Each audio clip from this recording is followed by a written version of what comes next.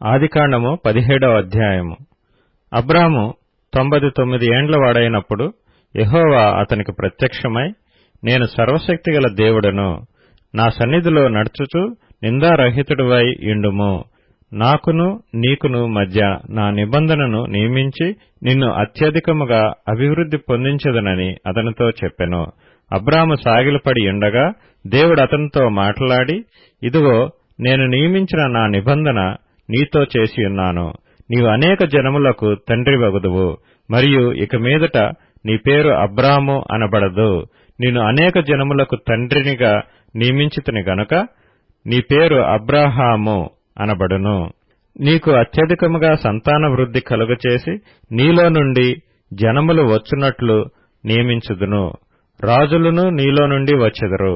నేను నీకును నీ తరువాత నీ సంతానమునకును దేవుడునై యుండునట్లు నాకును నీకును నీ తరువాత వారి తరములలో నీ సంతతికి నీ మధ్య నా నిబంధనను నిత్య నిబంధనగా స్థిరపరచెదను.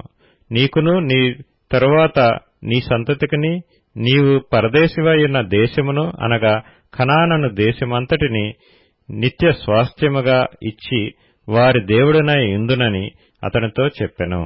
మరియు దేవుడు, నీవు మాత్రమే కాక నీ తరువాతి వారి తరములలో నీ సంతతియు నా నిబంధనను గైకొనవలెను. నాకును నీకును నీ తరువాత నీ సంతతికి మధ్య మీరు గైకొనవలసిన నా నిబంధన ఏదనగా, మీలో ప్రతి మగవాడును సున్నతి పొందవలెను. మీరు మీ గోప్యాంగ చర్మమున సున్నతి పొందవలెను. అది నాకు నీకు మధ్యనున్న నిబంధనకు సూచనగా ఉండును. 8 దినముల వయస్సు గలవాడు అనగా నీ ఇంట పుట్టినవాడైనను నీ సంతానము కాని అన్యుని యొద్ద వెండితో కొనబడినవాడైనను మీ తరములలో ప్రతి మగవాడు మీలో సున్నతి పొందవలెను. నీ ఇంట పుట్టినవాడును నీ వెండితో కొనబడినవాడును తప్పక సున్నతి పొందవలెను. అప్పుడు నా నిబంధన మీ శరీరమందు నిత్య నిబంధనగా ఉండును. సున్నతి పొందని మగవాడు అనగా ఎవని గోప్యాంగ చర్మమున సున్నతి చేయబడదో అట్టివాడు తన జనులలో నుండి కొట్టివేయబడును. వాడు నా నిబంధనను మీరియున్నాడని అబ్రాహాంతో చెప్పెను. మరియు దేవుడు, నీ భార్య అయిన శారయు పేరు శారయు అనవద్దు, ఏలయనగా ఆమె పేరు శారా. నేనామెను ఆశీర్వదించి ఆమె వలన నీకు కుమారుని కలుగచేసెదను. నేనామెను ఆశీర్వదించెదను. ఆమె జనములకు తల్లియై యుండును. జనముల రాజులు ఆమె వలన కలుగుదురని అబ్రాహాంతో చెప్పెను. అప్పుడు అబ్రాహాము సాగిలపడి నవ్వి, 100 ఏండ్ల వానికి సంతానము కలుగునా? 90 ఏండ్ల శారా కనునా అని మనసులో అనుకొనెను. అబ్రాహాము, ఇష్మాయేలు నీ సన్నిధిని బ్రతుకుననుగ్రహించుము అని దేవునితో చెప్పగా, దేవుడు, నీ భార్య అయిన శారా నిశ్చయముగా నీకు కుమారుని కనును.